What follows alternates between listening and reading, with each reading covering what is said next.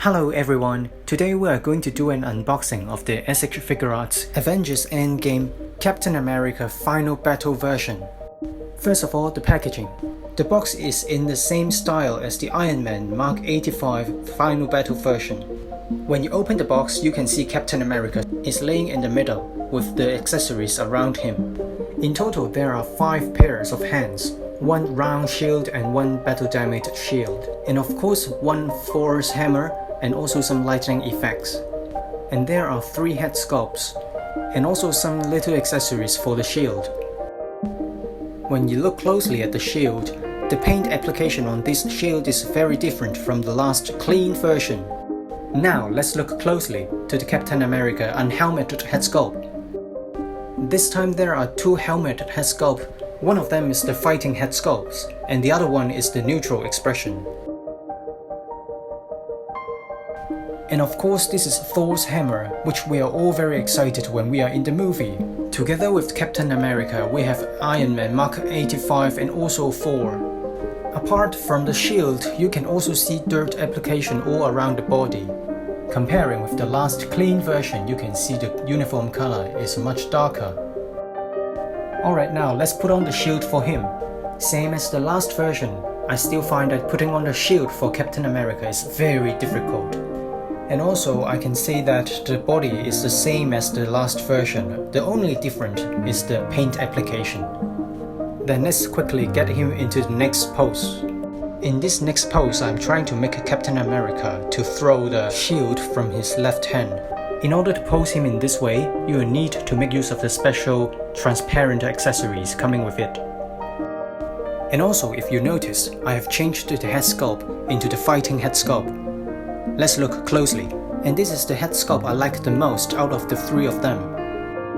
And of course, one of the highlights for this Captain America is using the Thor's hammer. And in this next pose, I'm going to make Captain America call for the Thor's hammer to his arm. I have always been doing this pose with Thor, but this time we are doing it with Captain America. Now he is calling for the Thor's hammer. Let's change it again. And in this next pose, I'm sure every Marvel fans have been very excited for in the movie. This is when Captain first picked up the Thor's hammer. And you can see now I have changed the shield to the battle damaged version.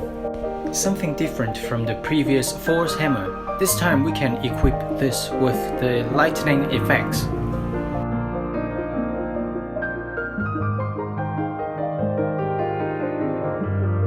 This is the moment when Captain calls for the lightning to hit on Thanos.